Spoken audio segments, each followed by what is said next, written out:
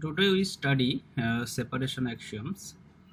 So basically there are five separation axioms, T0, T1 and so on up to T4. So here we in this video lecture we discuss T0, T1 and T2. Okay, so this is the plan for today's lecture. So we give the definition of T0 spaces and give some examples and some remarks on T0 spaces. Then we define T1 topological spaces, then discuss some examples, and also we show that so T1 implies T0. So that is T1 is stronger property than T0.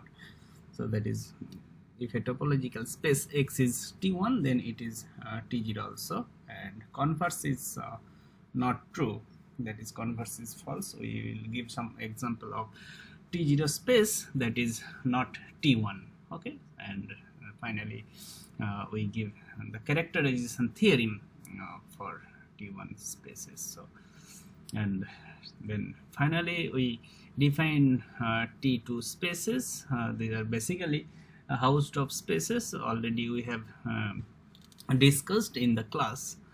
Okay, then give some example and remarks, some basic results on T2 spaces that includes characterization of T2 spaces. Okay, so recall that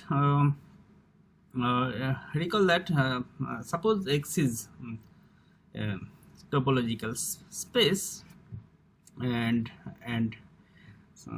consider some sequence. Okay, consider some sequence an where n belongs to set of naturals, sequence in the topological space X. So we say the sequence is convergent with limit a, and we write as limit an as n tends to infinity equal to a. So the definition is if for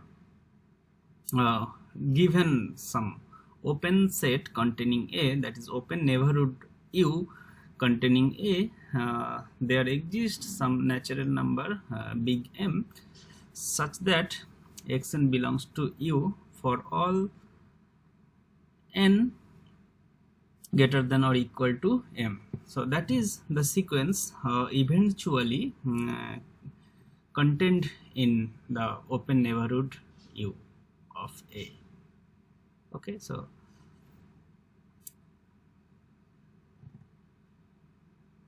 what do we expect? We expect that the limit of a sequence is unique when the sequence is convergent. Okay, for example, consider the sequence 1 over n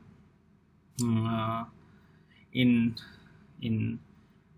Euclidean line, that is R with Euclidean topology.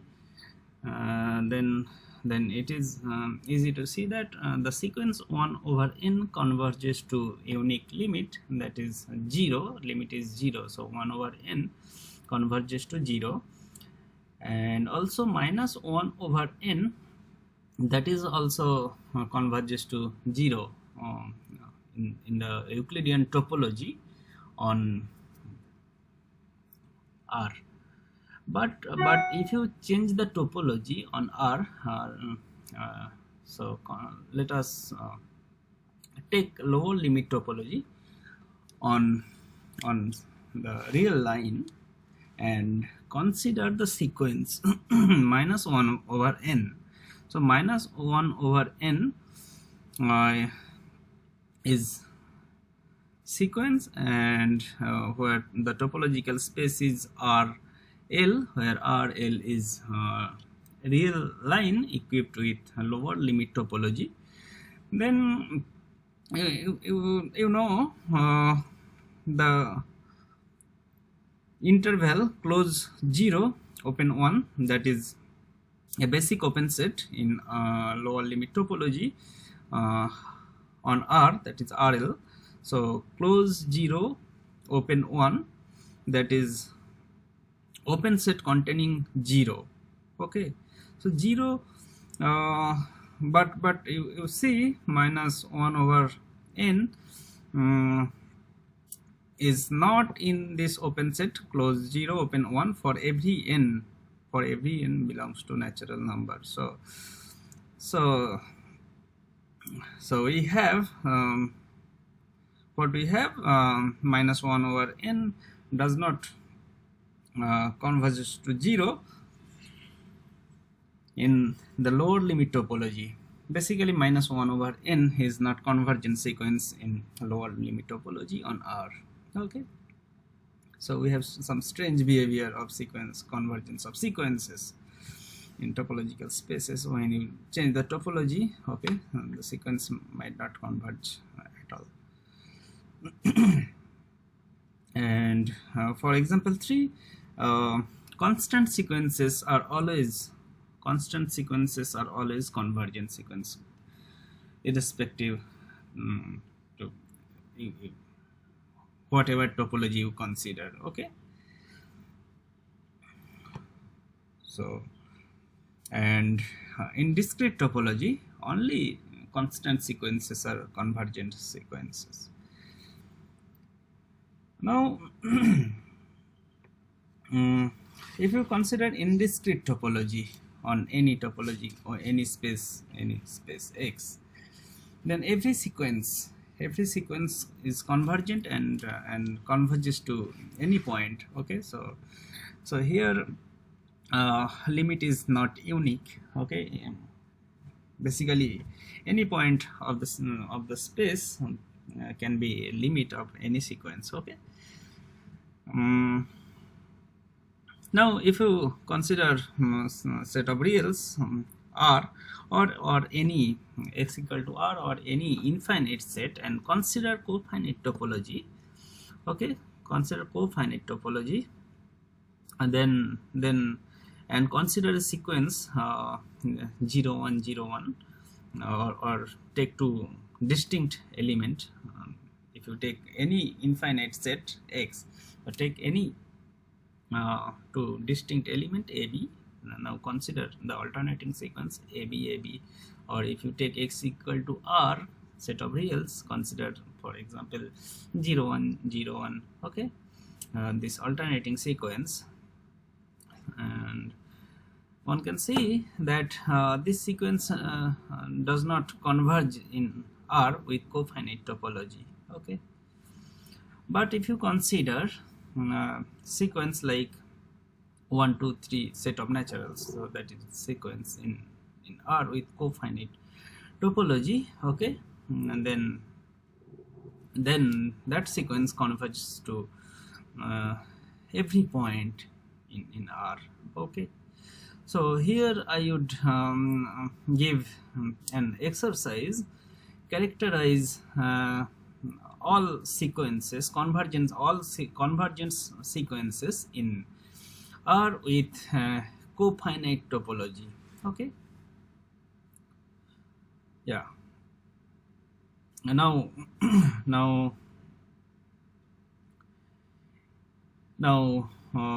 for the next example, consider an infinite set X with co-countable topology. Then one can see that the only convergent sequences are eventually constant. So after finitely many terms it is constant. Okay, so only eventually constant sequences are convergent in co-countable topology on infinite set X. Okay, so now let us come to the definition of T0 axiom. Let x comma tau be a topological space, then X is called T0 space if for every two distinct points X not equal to Y in X, there exists an open set U in X such that either X belongs to U or Y belongs to U, but not both. Okay, so in the first picture, U is open. Okay, U is open in X, containing X, but Y is not contained in U. That is, Y is outside outside of the set U.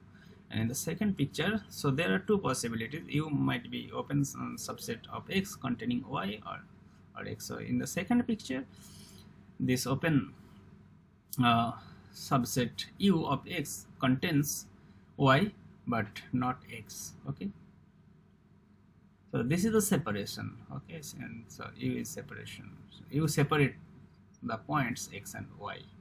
Okay, this is T0 axiom. Remarks: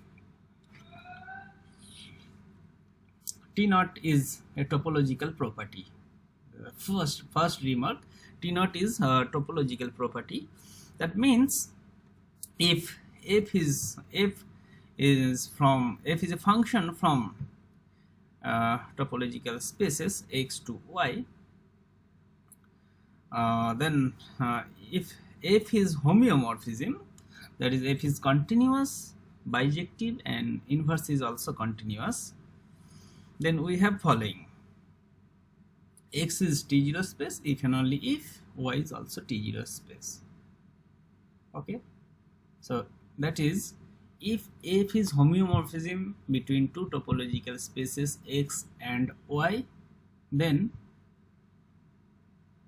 X is T0 space if and only if Y is also T0 space. So that is topological. T0 is topological property. And the second remark is the product of T0 spaces is again T0 spaces. That is, if you have a collection of topological spaces X alpha belongs to some index set lambda, and X equal to product X alpha belongs to lambda, and this product equipped with product topology. Okay, so then with the topological space X equipped with product topology, that is T0 space if the collection X alpha is T0. Okay,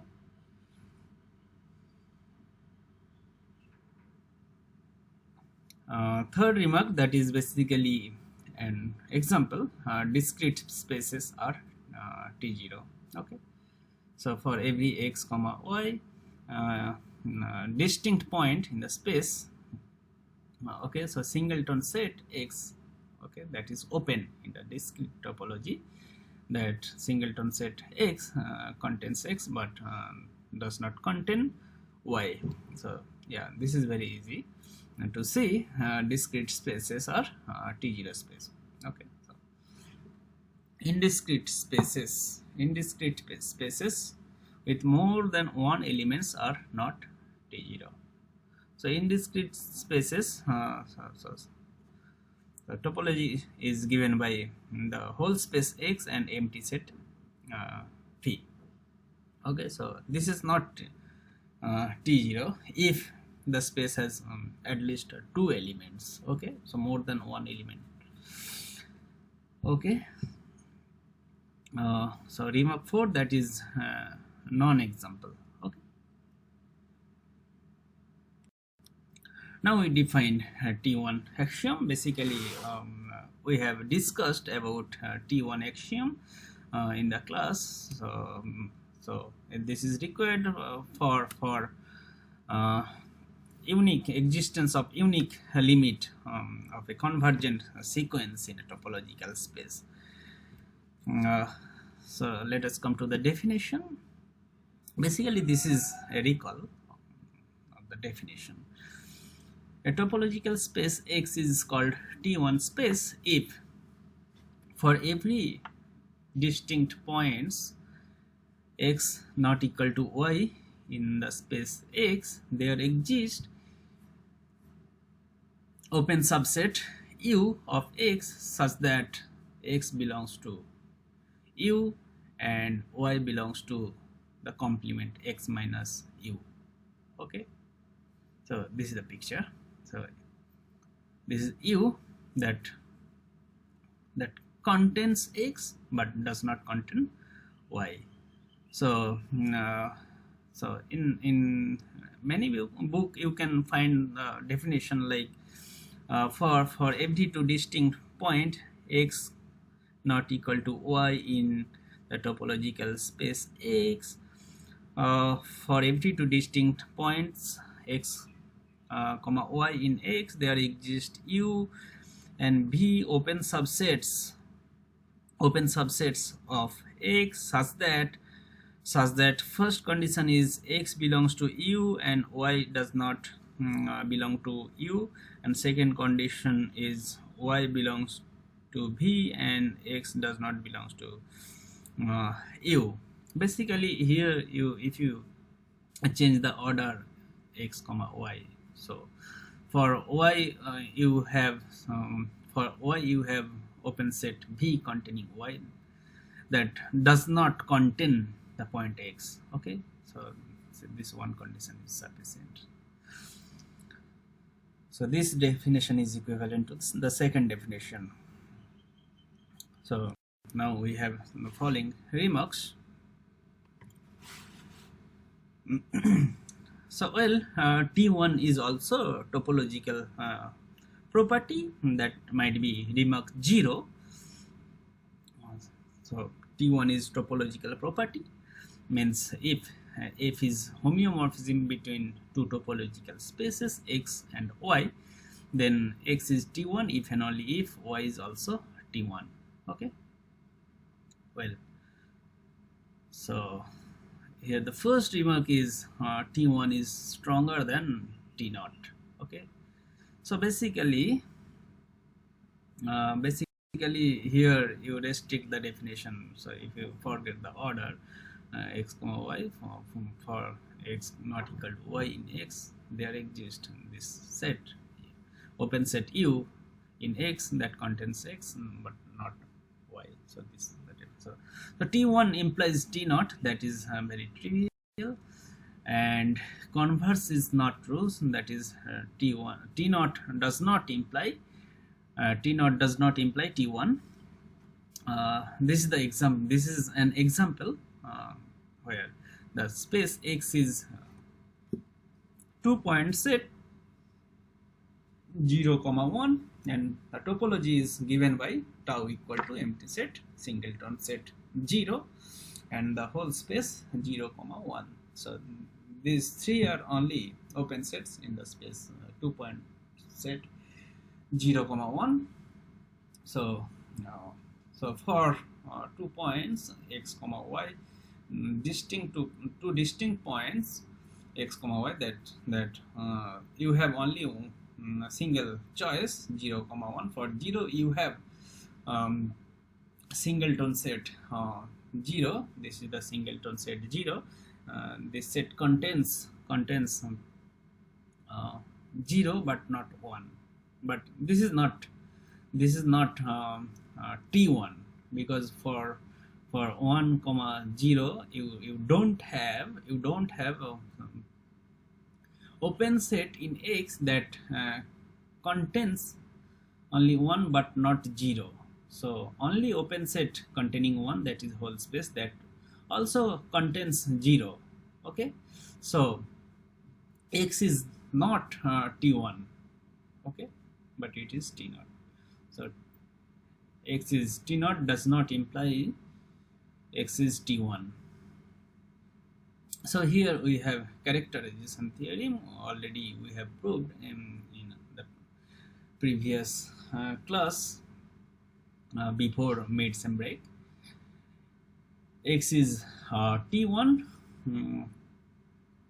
if and only if every singleton set is closed. Okay, so suppose X is T1, how to show every singleton set X is closed? Just take the complement, just take complement of singleton set X in X, that is the space X minus singleton set X little x.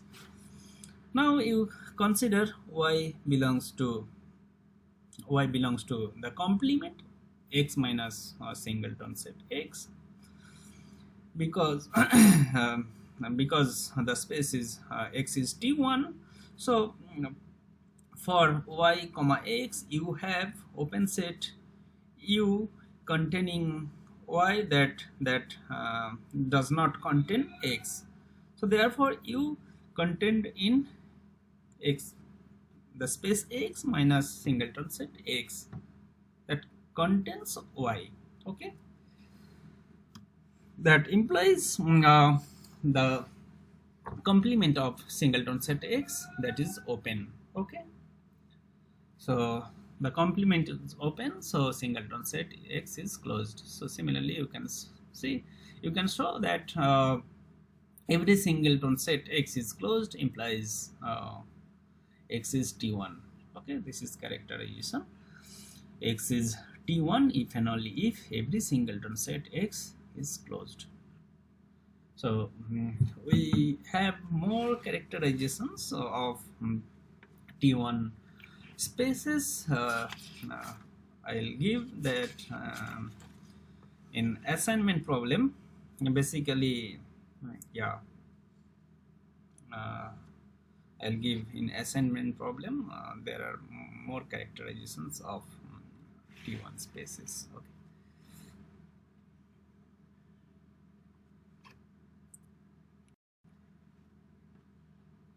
Now we recall the definition of T2 axiom, that is also known as Hausdorff axiom. Okay,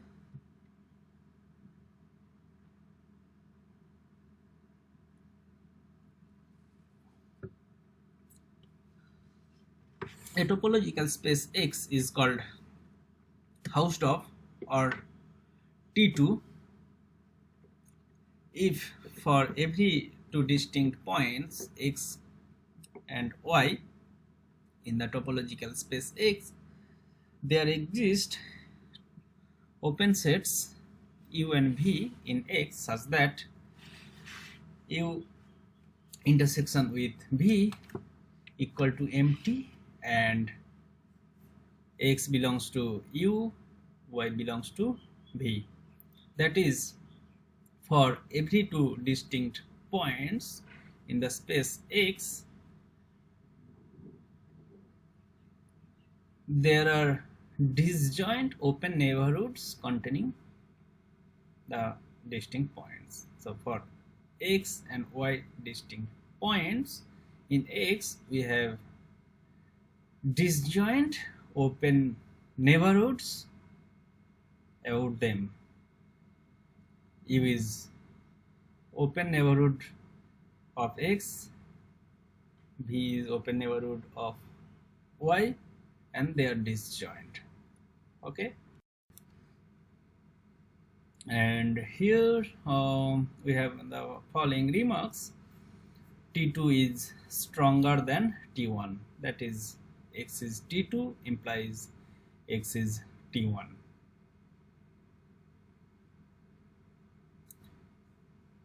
Okay, so this is easy to follow. And second remark is this, this is basically one lemma that says that a subspace of a Hausdorff space is also Hausdorff. So already we have proved in our class before medicine break. So I am not going into the proof of this statement. And T2 axiom is product preserving topological property. Product preserving means if you have a collection of host of spaces x alpha, alpha belongs to some index set lambda, then the product space x equal to product x alpha, alpha belongs to index set lambda, and that is equipped with product topology. So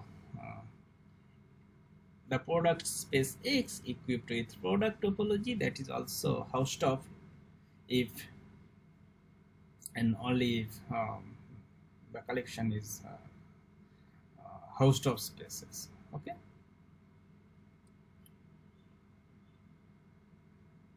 and so this is product T2 axiom is product preserving. And what is topological property? So we have already discussed several times. Topological property means if f is homeomorphism between two topological spaces x and y, okay, and then x is housed of, or T2 imply if and only if y is also housed of. Okay,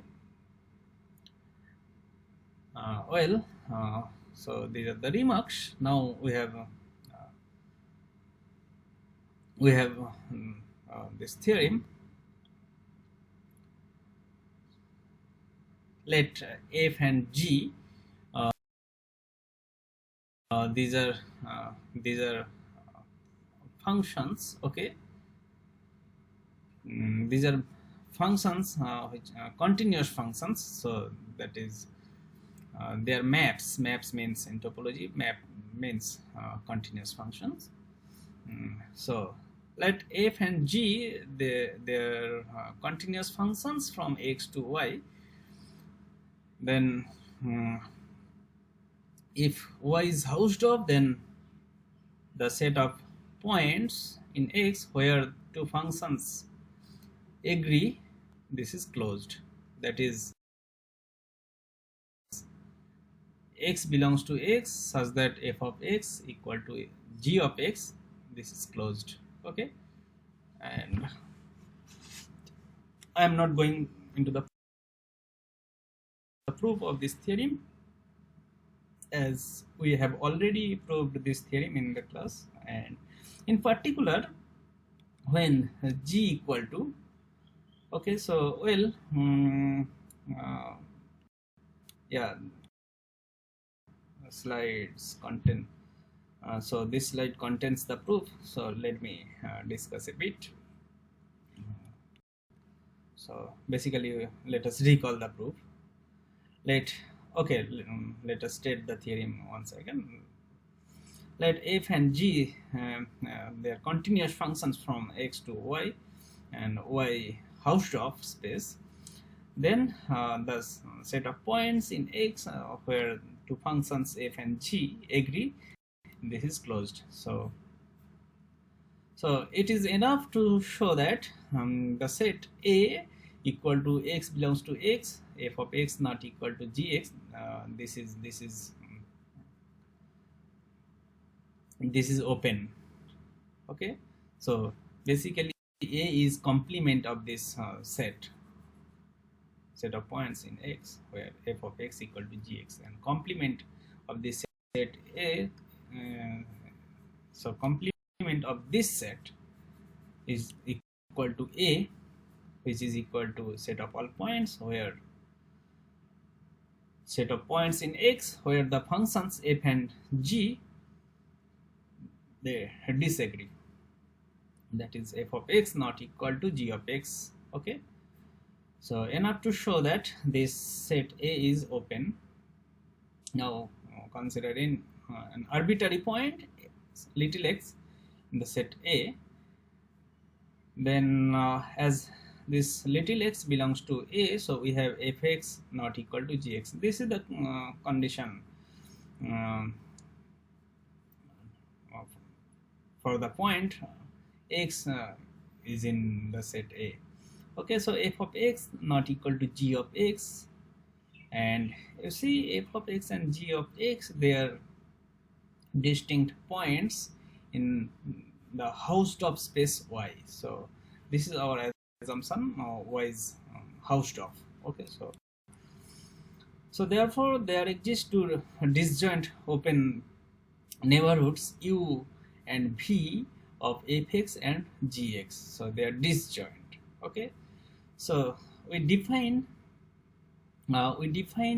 w equal to f inverse of u intersection with g inverse of v.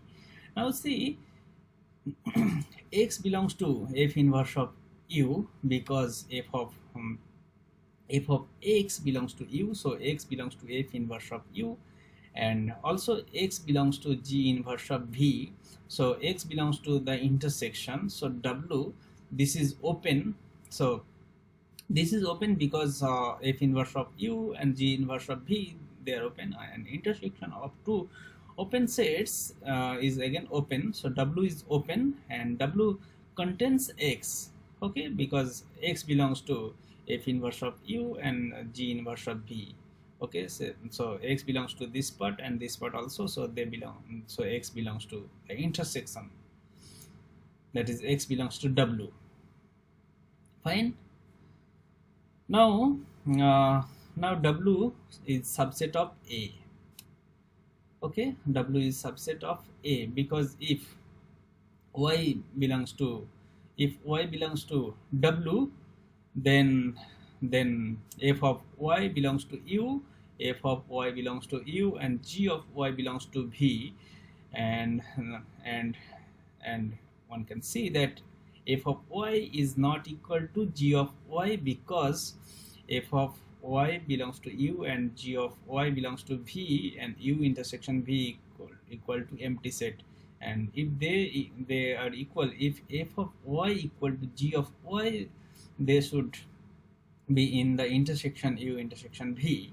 So but here, so here we have the condition u intersection with v equal to empty set. Okay, so